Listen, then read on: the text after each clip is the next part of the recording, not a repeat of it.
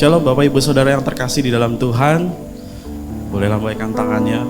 Meskipun saya tidak bisa melihat, saya yakin dan percaya Bapak Ibu semuanya di rumah boleh melambaikan tangan. Tanda ada sukacita di tengah-tengah kita. Amin.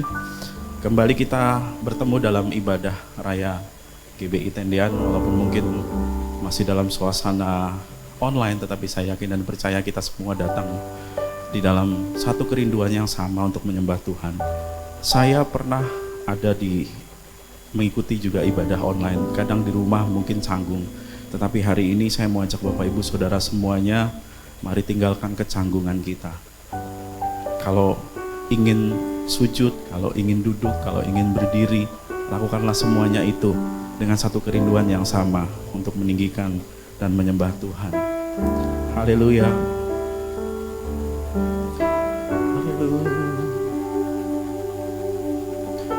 Bapa, kami datang kepadamu pada pagi hari ini Tuhan, mengucap syukur buat setiap karyamu atas kehidupan kami.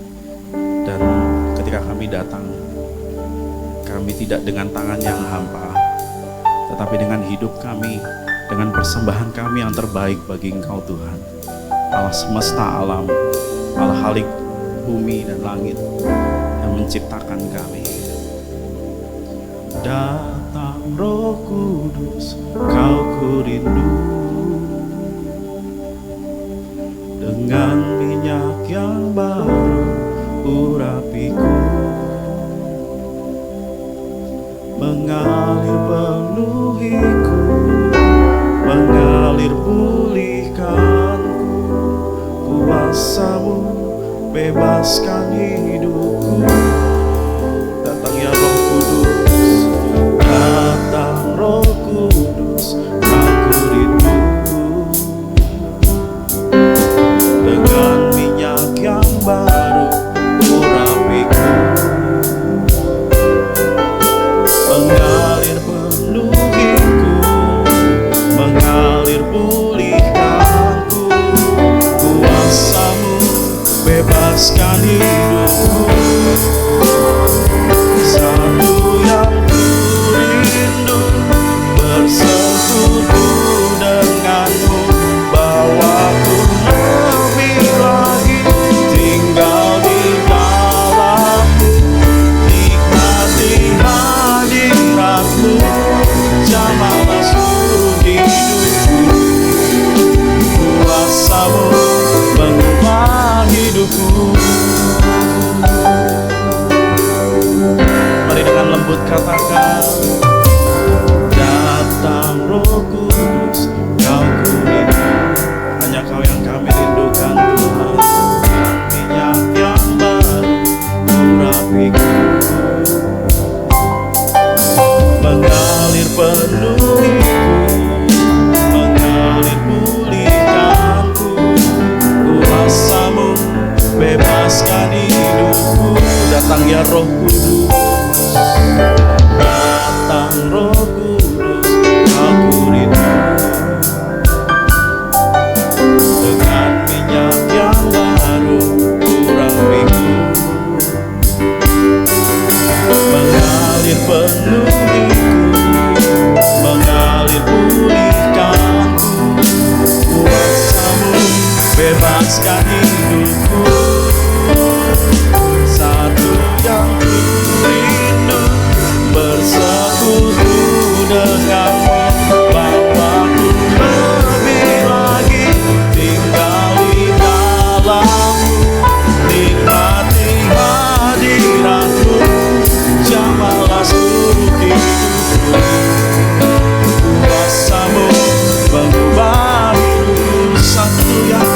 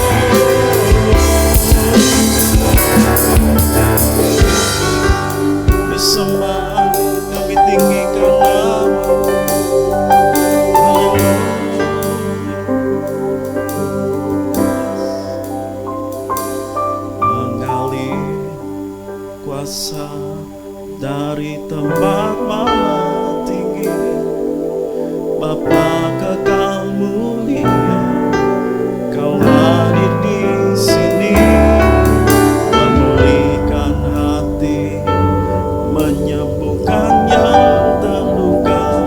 Bukan tenang bersamamu, Bapa.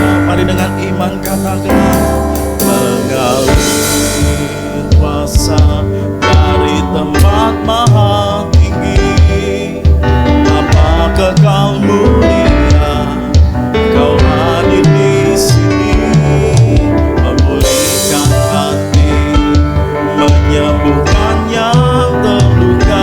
Bukan tenang bersamamu, Bapa. Mengalir kuasa dari tempat maha tinggi, Bapa kekal mulia, Kau hadir di sini, memulihkan hati, menyembuhkan yang terluka. Bukan tenang bersamamu, Bapa. Bukan tenang bersamamu, Bapa. Bukan tenang bersamamu, Bapa. Dengan sorak-sorai kami tenang bersamamu, Tuhan. Kami tenang bersamamu. Segala pujian syukur hanya bagi Yesus Tuhan. Kami membutuhkan Kau Tuhan. Kami tidak bisa jalan sendiri.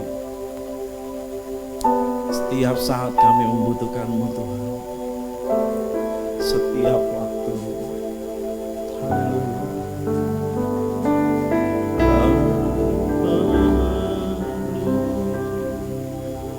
Kuasa-Mu Tuhan.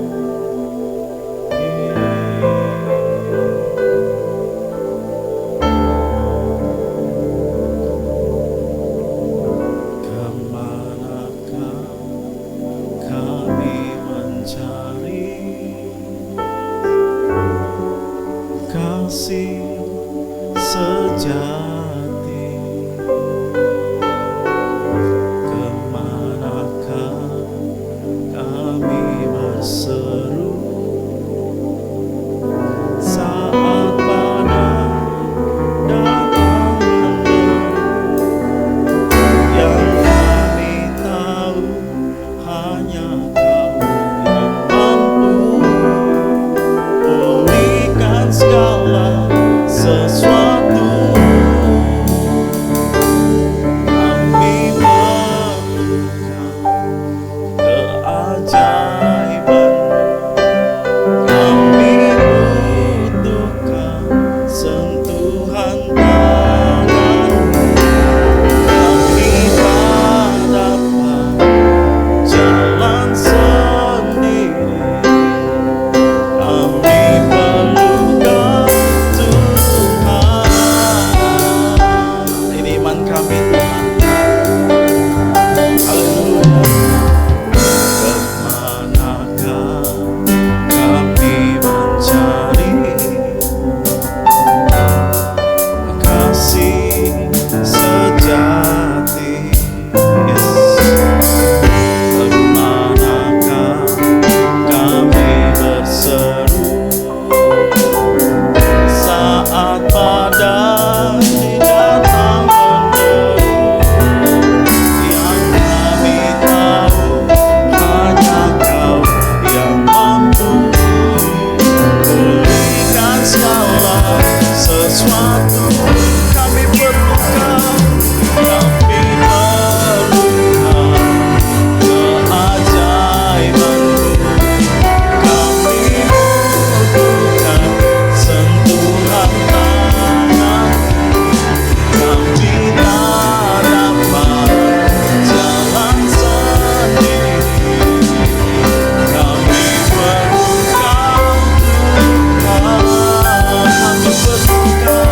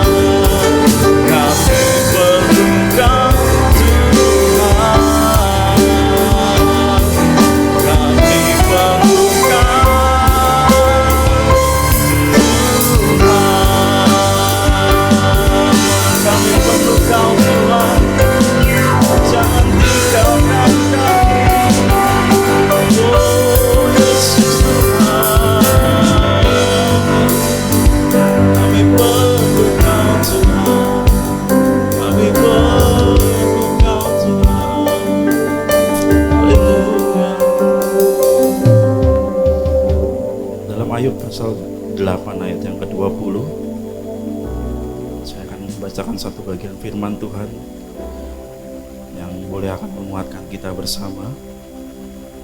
Ayub pasal 8 ayat 20, tetapi Allah tak pernah meninggalkan orang setia dan tak pernah pula Ia menolong orang durhaka. Satu bagian firman Tuhan yang kita percayai bahwa Dia tidak pernah meninggalkan orang-orang yang setia berharap kepadanya.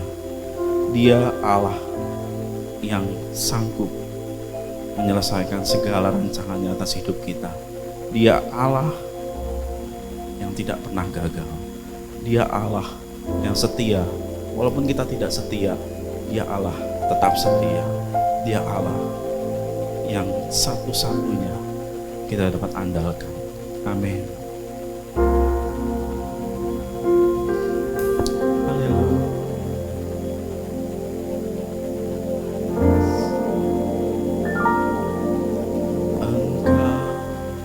Tuhan yang setia, waktumu selalu yang terbaik. Engkau Tuhan sandaranku, aku hanya akan berharap padamu. Marilah sekali lagi, Tuhan yang setia, Engkau Tuhan yang setia, waktumu selalu yang terbaik.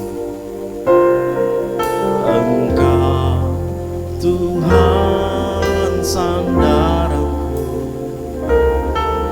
aku hanya akan berharap padamu. Satu-satunya yang ku andalkan, satu-satunya yang ku percaya. Engkau sumber kekuatan, sumber pengharapan, sumber kedamaian. Satu-satunya yang ku andalkan, satu-satunya yang ku percaya. Engkau Tuhan memberkati, Tuhan penyembuhku,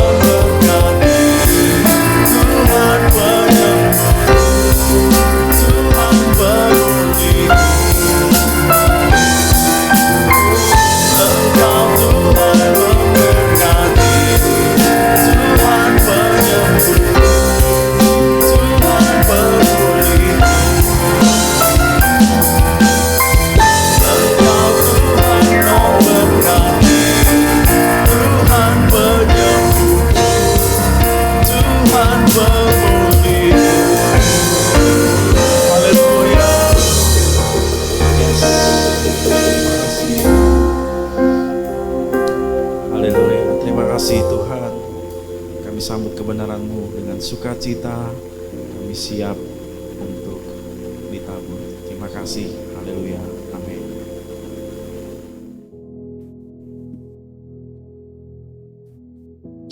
Puji Tuhan, ya, Shalom Elohim. Selamat beribadah kembali pada hari Minggu ini. Dan Bapak Ibu, sebelum kita masuk dalam kebenaran firman Tuhan, mari kita berdoa terlebih dahulu.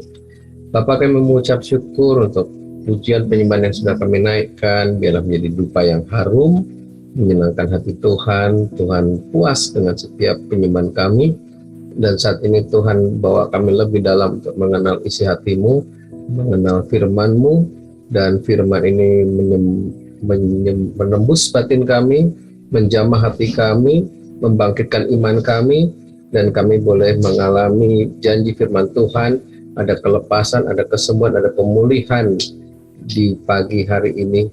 Kami sambut kebenaran firman-Mu dalam nama Yesus kami berdoa. Haleluya. Amin. Baik, puji Tuhan. Sekali lagi, Shalom Elohim. Ya, Bapak Surgawi, kita bersyukur waktu berjalan terus, kita sudah berada di minggu ketiga daripada bulan Februari tahun 2022. Dan Gereja Bethel Indonesia memberikan satu tema tahunan, di mana setahun ini temanya adalah tentang kesehatan rohani, ya, the year of spiritual health. Mungkin saya boleh tegaskan, ini bukan hanya sehat rohani, tetapi stamina iman, meningkatkan stamina iman. Itu lebih asik, saudara.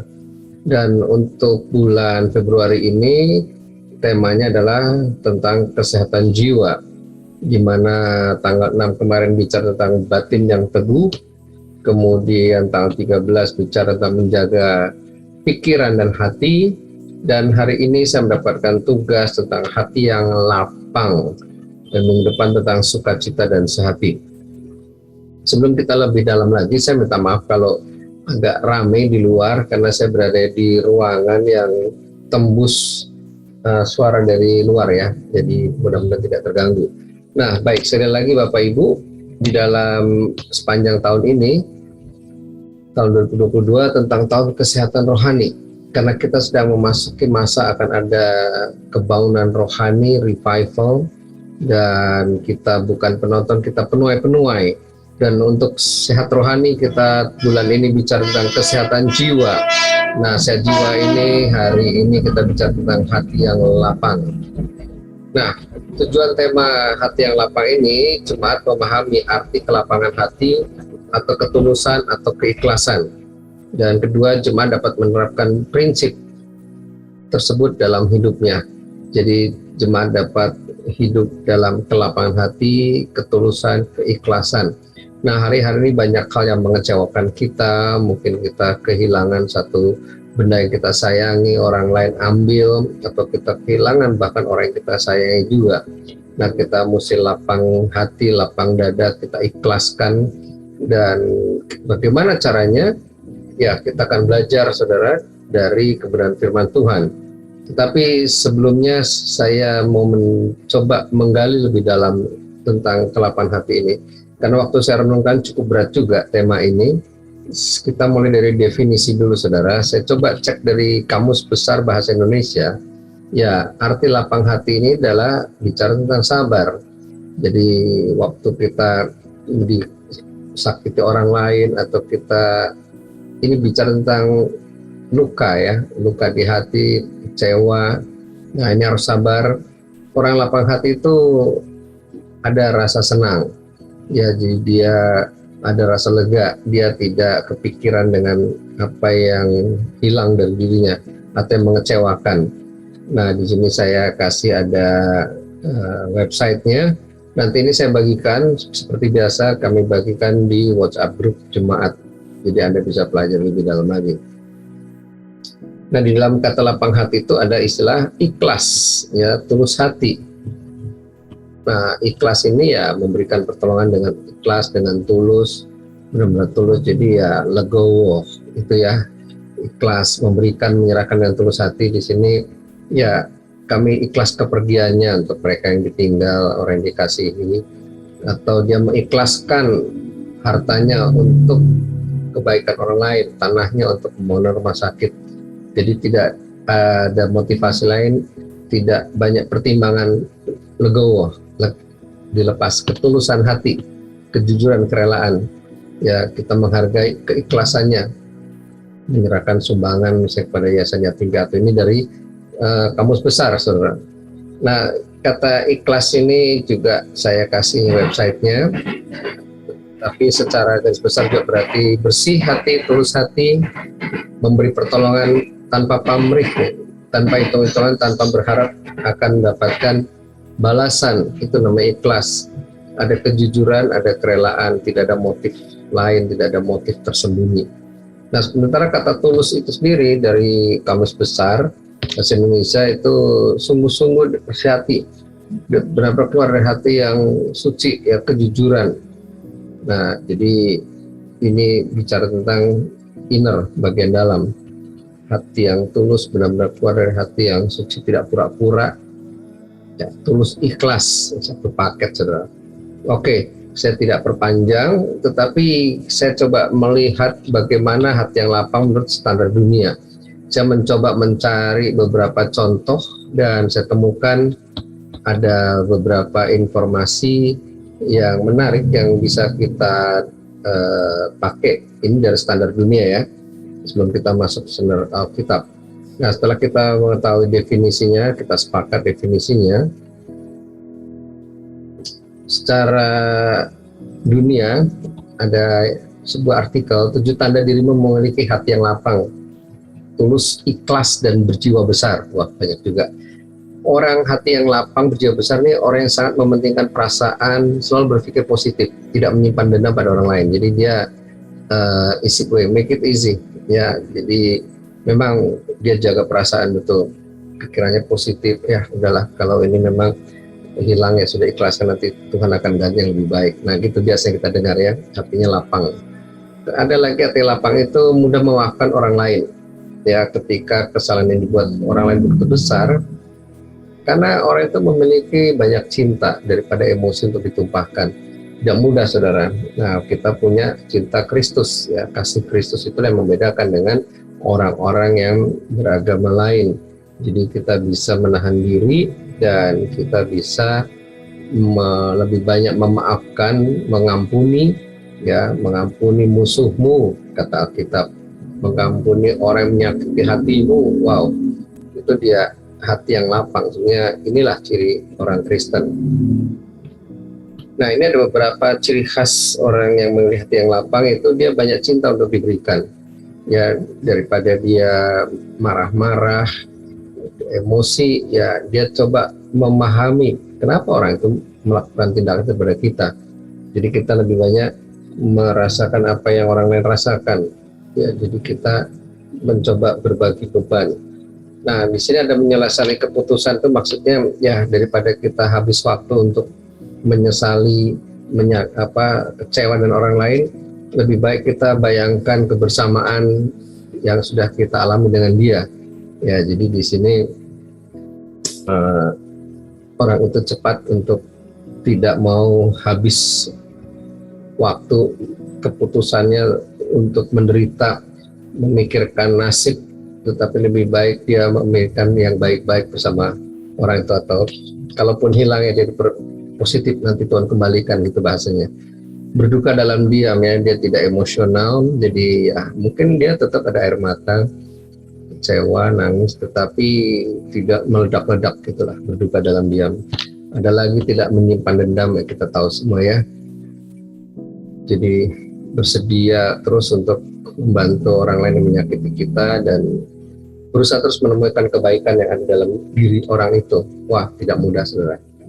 Nah, ini memang ketika menyiapkan ini introspeksi semua pada diri saya, karena di usia hari-hari ini justru saya mengalami banyak hal-hal menyakitkan, banyak kehilangan, tetapi justru disitulah ujiannya.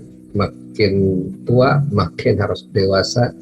Dan intinya nanti kita lihat berdasarkan firman Tuhan, justru berhati lapang ini untuk kita menjadi model, untuk kita menjadi berkat buat orang lain. Justru itu yang Tuhan mau. Ya, jadi orang yang ini sensitif pada hal yang kecil, ya dia itu perasa sekali, dia merasakan apa yang orang lain rasakan, tetapi juga dia berharap bisa menyelamatkan dunia atau bisa menolong orang lain dan berimajinasi tinggi, ya dia punya pikiran yang luas. Jadi seorang pemimpi, itulah artinya visioner. Jadi dia tidak terkungkung ketika tak dalam tempurung. Nah, itulah secara nilai-nilai secara dunia. Nah, dunia juga membuat semacam kata-kata bijak ya tentang keikhlasan, tentang hati yang lapang. Ini ada 50 kata bijak kalau dibaca panjang sekali, tapi saya ambil beberapa hal. Misalnya nih, terimalah kekecewaan yang hanya sementara, jangan sampai kehilangan harapan yang tidak terbatas. Wow. Jadi hati yang lapang itu kecewa itu sementara aja kok, paling sehari 2 hari udah lupa. Tapi jangan kehilangan harapan yang tidak terbatas, yang selalu akan muncul. Ikhlas itu saat kau memberi tanpa ada beban dalam hati. Nah, jadi hati yang lapang itu ya beri, jangan hitung-hitungan lagi. Wah, nanti mudah-mudahan orang lain mengembalikan kepada saya lebih banyak. Ya, udah lepaskan saja, itu hati yang lapang. Salah satu cara untuk tetap bertahan hidup adalah dengan cara menerima kenyataan hidup dengan keikhlasan. Ya, jadi jangan renungkan nasibku siang dan malam. Ya, takdir memang kejam, saudara malah makin tersiksa. Ada kata-kata ikhlas yang membangkitkan semangat. Ini banyak dari Alkitab sih. Allah menghancurkan hati hamba-hamba yang dicintai agar tidak ada lagi pengharapan mereka pada dunia. Inilah yang kupunya, hati sebagai hamba. Ya, jadi hanya Tuhan ya yang kita miliki. Nah, dalam hidup kadang kamu harus menerima bahwa tak semua harapan jadi kenyataan. Dan yang kamu butuhkan adalah keberanian untuk merelakan. Nah, jadi memang tidak semua yang kita harapkan itu bisa jadi kenyataan, tetapi kita harus punya keberanian untuk merelakan apa yang tidak tercapai. Ya sudahlah, itulah sudah Tuhan sudah memberikan jauh lebih banyak yang dapat kita terima. Jadi aku belajar mengikhlaskan sesuatu yang memang bukan untuk aku. Ya, ini mereka yang lagi diputus cinta mungkin ya, ditinggal kekasih, ya mungkin dia bukan untukku, ya Tuhan berarti akan pertemukan yang lebih baik lagi. Atau mungkin dalam lomba, dalam hadiah, ya belum waktunya, ya sudah nanti ikhlas saja dah, kita berjuang terus. Nah gitu, ini kata-kata mutiara semua saudara. Ada lagi kata-kata hati yang lapang untuk memupuk kesabaran. Terkadang cobaan menghampiri kita, hidup kita, agar kita menjadi orang yang lebih sabar, jadi ikhlas untuk menghadapi segalanya ya. Nah, jadi di sini memang cobaan itu untuk kita berhati lapang bahwa tidak semua penderitaan itu sampai mati, ada akhirnya juga, ada kebaikan yang dibalik kemurungan ataupun kesusahan. Jalani hidup meski kadang ada bagian yang tidak disukai, terimalah kenyataan yang ada.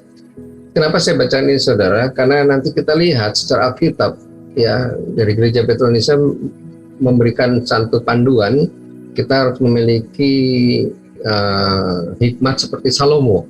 Ya, Salomo itu membuat Amsal, ini seperti Amsal saudara, kata-kata mutiara, paribahasa. Ya, jadi dari situlah kita bisa mendapatkan hati yang lapang, dapat hati yang ikhlas ya. Nah, ini sih tidak saya baca lagi semuanya, tetapi kunci utama dalam menghadapi suatu cobaan adalah sabar, ikhlas, ikhtiar, tawakal. Ya, karena Allah tidak akan memberi cobaan pada hambanya melebihi batas kemampuan mereka. 1 Korintus 10 ayat 13 ya, tidak melebihi kekuatan kita. Mungkin ada lagi beberapa, coba saya cek yang saya kasih tanda. Ini penuh harapan baik. Kata-kata menginspirasi. Ikhlas itu sulit, tapi hidup tanpa keikhlasan jauh lebih sulit ya. Itu repot kalau kita hidupnya tidak ikhlas, itu menderita sekali. Obat paling ampuh untuk menyembuhkan rasa sakit hati di dalam dada adalah keikhlasan. Ya sudahlah, kita terimalah dengan ikhlas. Senyum dengan keikhlasan adalah ibadah tak ternilai harganya. Oke, ini juga saya ambil dari ada website. Nah saudara, kalau kita lihat banyak sekali ya kata-kata mutiara, peribahasa, Amsal yang membantu kita untuk kita bisa hidup dengan lapang dada, dengan ikhlas, dengan tulus dan sebagainya. Ya, tapi mari kita lihat bagaimana cara Alkitab untuk kita mendapatkannya. Nah, saudara, Di sini kita kembali ke dari sini, hati yang lapang menurut standar Alkitab. Nah, Alkitab mengajarkan untuk dapat hidup lapang hati dan tulus ikhlas. Nah, kita coba mengikuti standar Raja Salomo. Wow, tinggi sekali Raja Salomo standarnya. Tapi itulah Tuhan membuat kita ambil standar yang terbaik ya. Kita upgrade, kita update hidup kita. Dan goalnya adalah untuk menjadi berkat untuk orang lain. Dan tandanya kita hidup lapang hati tulus ikhlas, kita ini hidupnya berdampak untuk orang lain dan bisa menjadi model dan bisa menjadi contoh. Nah, saudara, Raja Salomo ini adalah gambaran orang yang mencari Tuhan. Jadi caranya gimana Pak supaya hati kita lapang? Ya carilah Tuhan, maka engkau akan hidup. Carilah Tuhan. Nah, waktu Raja Salomo mencari Tuhan, dari 1 Raja-Raja 4 ayat 29-34, yang pertama dia diberi hikmat, kedua diberi pengertian, tiga diberi hati yang luas, dan empat akhirnya dia dicari untuk diminta nasihat. Sekali lagi, apa yang kita dapatkan itu harus kita sharekan, kita bagikan, karena untuk menjadi berkat bagi banyak orang. Jadi hati lapang itu bukan cuma kita lega rasanya, ada tulus, ikhlas, damai, tetapi juga untuk orang lain dapat mendapatkan berkat dari yang kita terima. Nah, saya akan baca satu persatu sambil kita kupas ayat per ayat. Di dalam 1 Raja-Raja 4 ayat 29, dan Allah memberikan kepada Salomo hikmat dan pengertian yang amat besar serta akal yang luas seperti dataran pasir di tepi laut. Yaitu kan Salomo, Pak. Kita kan bukan Salomo. Nah, tetapi saudara, kita ini punya Roh Kudus. Roh Kudus adalah roh hikmat dan wahyu. Jadi kita juga bolehlah kita memiliki, mungkin tidak sebesar Salomo dapatkan, tapi firman Tuhan itu itulah hikmat surgawi. Ya, hikmat Salomo itu melebihi hikmat Bani Timur, melebihi segala hikmat orang Mesir. Nah, jadi saudara, dari mana datangnya hikmat Salomo? Dari firman Tuhan. Nah, jadi kita caranya gimana Pak? Hidup dalam firman. Ya, jadi ketika kita dalam firman, kita melebihi hikmat orang-orang di muka bumi ini. Dikatakan ayat 31, ia lebih bijaksana dari semua orang, daripada orang Etan, orang Esrahi, orang Heman, Kalkol, Darda, orang Mahol, sebab ia mendapat nama di antara segala bangsa kelilingnya. Saya belum sempat cari tahu kenapa Salomo dibandingkan dengan orang-orang ini. Pasti ada maksud dari Alkitab itu. Ya, ada orang Etan, Heman, tapi inilah orang-orang terbaik yang berhikmat ataupun yang bijaksana yang ada di sekeliling wilayah Israel pada zaman itu. Nah, ia mendapat nama. Jadi saudara, kita ini lapang dada itu bukan cuma diberkati langsung lega rasanya, ya sudahlah kita puas untuk diri kita, tetapi untuk menjadi berkat bagi banyak orang.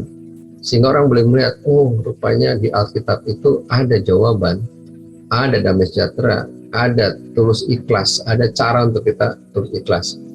Ini ayat 32 spektakuler saudara. Salomo mengubah 3000 amsal, nyanyiannya 1005. 1005. Saudara, ini amsal ini sajak ya, pantun 3000. Dan ini bukan sajak biasa, ini kata-kata sangat berhikmat, luar biasa saudara. Nggak ada yang sehebat Salomo memang. Bikin lagunya 1005. Mungkin ada sekarang orang ciptakan lagu 1000, tapi ini lagu-lagu yang pujian pada Tuhan, lagu-lagu yang datanglah kerajaanmu di bumi seperti di surga. Keren saudara. Jadi orang yang lapang dada itu dan orang yang tulus ikhlas itu, yang hati lapang itu, dia kaya dengan nasihat. Ya, sebagaimana Amsal ini penuh dengan nasihat dan ucapan syukur. Nyanyian itu banyak dari ucapan syukur. Di mana Raja Salomo bersajak tentang pohon-pohonan, ada pohon aras di Gunung Libanon sampai hisop yang tumbuh di dinding batu. Berbicara tentang hewan, burung, binatang melata, ikan. Apa ini artinya? Luas pandangannya, saudara. Tidak terkungkung seperti kata film tumpurung. Ya, ketika ada tantangan, tekanan, dia coba lihat keluar. Wah, banyak pohon, dan keindahan yang ada, hewan, ciptaan Tuhan, burung-burung berkicau. Itu membuat, itu yang namanya tadi visioner, ya. Pandangannya luas. Dia lihat jauh ke depan. Jadi tepat Alkitab berkata kesusahan hari ini cukup hari ini, besok ada kesusahan lain. Jadi udah lihat saja, ya sudahlah, kirang barang ini toh nggak dibawa mati gitu ya. Jadi harus kayak orang Jawa, saudara, selalu beruntung ya. Ya ketabrak beca, untung belum, tidak ketabrak truk ya. Ketabrak truk, untung nggak ketabrak pesawat. Tabrak pesawat, untung nggak mati. Udah mati, untung cepat mati. Jadi itulah enak orang Jawa, saudara. Selalu untung, saudara. Ya, dia lihat luas ya, dunia tidak seluas daun kelor ya. Banyak hal yang indah yang perlu dinikmati ya. Jadi jangan kehilangan damai sejahtera. Itu lihat hati yang lapang. Maka datanglah orang dari segala bangsa mendengarkan hikmat Salomo, dan ia menerima upeti dari semua raja-raja di bumi yang telah mendengar tentang hikmatnya itu. Nah, jadi saudara, hikmat inilah yang mendatangkan hati yang lapang, tulus, ikhlas ya. Dan dengan orang melihat berkat yang kita alami ya, dia pun memberkati, kita pun diberkati Tuhan. Orang memberi upeti kepada Salomo ya, kita tidak berharap upeti ya, karena kita mungkin tidak seperti Raja Salomo. Tetapi artinya orang yang lapang dada itu Tuhan perintahkan berkat ya, karena tandanya firman itu beroperasi dalam diri kita. Kita tidak lagi mengalami tertekan hidupnya, ada keikhlasan. Jadi kehidupannya menjadi berkat, memberi solusi dan berdampak positif bagi orang lain. Itulah hati yang lapang, saudara. Itu tanda hati yang lapang. Nah, prakteknya ya, kita mulai dari firman. Ya, firman itu adalah jawaban, firman itu adalah nasihat, memberikan tuntunan pada kita, memberitahukan mana yang salah dan membetulkan mana yang rusak. Itulah kuasa firman, sampai kita merasakan lega rasanya. Dan dengan demikian tujuan daripada firman ini, kalau kita kembali ke atas, memahami arti lapang dada, ketulusan, keikhlasan ini bisa betul-betul kita alami dan kita praktekkan. Kelapangan hati ini bukan hanya supaya kita mengalami kelegaan, tetapi juga supaya kita menjadi berkat bagi banyak orang. Itulah firman Tuhan pada pagi hari ini. Biarlah kita sehat secara rohani, kita sehat jiwa kita selalu legowo, ikhlas, tulus, damai sejahtera. Tuhan Yesus memberkati. Kita berdoa. Bapa, terima kasih Tuhan untuk pelajaran hari ini. Untuk kami memiliki hati yang lapang sebagai tanda kami sehat jiwa kami. Dan kami berdoa dalam nama Yesus, kalau masih ada kecewaan, sedih karena ada yang hilang, baik barang hilang, aset hilang, ataupun kegagalan, ataupun ditinggal orang yang dikasihi, biarlah kami boleh ikhlas. Karena masih ada berkat jauh di sana. Masa depan itu harapan Tuhan sediakan. Tuhan memberikan jauh lebih banyak daripada yang dapat kita pikirkan. Apa yang hilang Tuhan akan kembalikan. Bahkan yang dicuri iblis akan kembali 7 kali lipat. Sebagaimana Ayub, apa yang hilang Tuhan kembalikan 2 kali lipat. Terima kasih Bapa Surgawi, firman-Mu memerdekakan kami. Kami terima hati yang lapang, kami terima kelegaan, kami terima ketulusan hati, keikhlasan, dan jalani kami boleh menjadi berkat bagi banyak orang. Dalam nama Yesus kami berucap syukur. Haleluya. Amin. Tuhan Yesus memberkati. Sampai jumpa di ibadah berikutnya. Shalom. Kekasih Tuhan, sidang jemaat yang dikasihi dan diberkati Tuhan, angkatlah hatimu, arahkanlah pandanganmu kepada Bapa dan persembahkan hidupmu. Kiranya Tuhan mencurahkan kuasa-Nya, melimpahkan berkat-Nya turun atasmu, memberkati pribadimu, memberkati keluargamu, memberkati dengan kesehatan yang prima, memberkati segala pekerjaan, karir dan profesimu dengan sukses, memberkati segala usaha dan bisnismu dengan berhasil untung, memberkati studimu, memberkati seluruh kehidupan dan pelayananmu. terimalah berkat-Nya. Tuhan memberkati engkau dan melindungi engkau. Tuhan menyinari engkau dengan wajah-Nya dan memberi engkau kasih karunia. Tuhan menghadapkan wajah-Nya kepadamu dan memberi engkau damai sejahtera. Dalam kasih karunia Allah Bapa, anugerah Tuhan Yesus Kristus, persekutuan dengan Roh Kudus, memimpin, menyertai kita hari ini sampai Maranatha. Tuhan Yesus datang kembali. Dalam nama Tuhan Yesus Kristus. Haleluya. Amin.